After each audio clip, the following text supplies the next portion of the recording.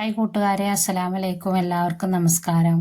ഇന്ന് ചെറുനാരങ്ങ പിഴിഞ്ഞാൽ അതിൻ്റെ ആ പിഴിഞ്ഞ ചണ്ടി നമ്മൾ എടുത്ത് വെക്കലില്ലേ, ആ ചെറുനാരങ്ങയുടെ, അതുകൊണ്ടാണ് ഞാൻ ഇന്ന് ഉണ്ടാക്കുന്നത്. അപ്പോൾ ഞാൻ കുറച്ചധികം ഒരു 10-20 ഇത് ചെറുനാരങ്ങ ഉണ്ടാവും. ഇതൊക്കെ പിഴിഞ്ഞപ്പോൾ അത് ഫ്രിഡ്ജിൽ എടുത്ത് വെച്ചിട്ട് അതുകൊണ്ട് ലാസ്റ്റ് ഇതേപോലെ ഒരു ലിക്വിഡ് ഉണ്ടാക്കാനാണ്. അപ്പോൾ അത് ഒരു 2-3 ലിറ്റർ വെള്ളത്തിൽ ഞാനത് 25 ചെറുനാരങ്ങ ഉണ്ട് കേട്ടോ. അപ്പോൾ അതിൻ്റെ 3 ലിറ്റർ വെള്ളത്തിൽ ഞാനത് തിളപ്പിച്ച് നല്ലോണം വേവിച്ചിട്ട് അത് മാറ്റി വെച്ച്, അപ്പോൾ അത് തണുത്തതിന് ശേഷം അതൊരു മിക്സിയിലിട്ടിട്ട് അത് 2-3 പ്രാവശ്യമായിട്ട് നല്ലോണം അരച്ചെടുത്ത്, ആ അരച്ചെടുത്ത് ഇത് 2 ഭാഗമായിട്ട് ഞാൻ മാറ്റി വെക്കണം. 2 സൈസ് ലിക്വിഡ് ഉണ്ടാക്കുന്നത്.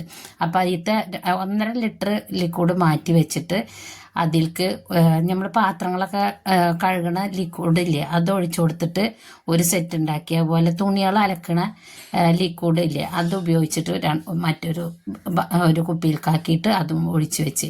അപ്പോൾ ഈ പാത്രങ്ങളൊക്കെ കഴുകുമ്പോഴും നമ്മൾ അതിനൊക്കെ ഉപയോഗിച്ച നല്ലൊരു സ്മെല്ലാണ് കേട്ടോ അത് ചെയ്യുമ്പോൾ.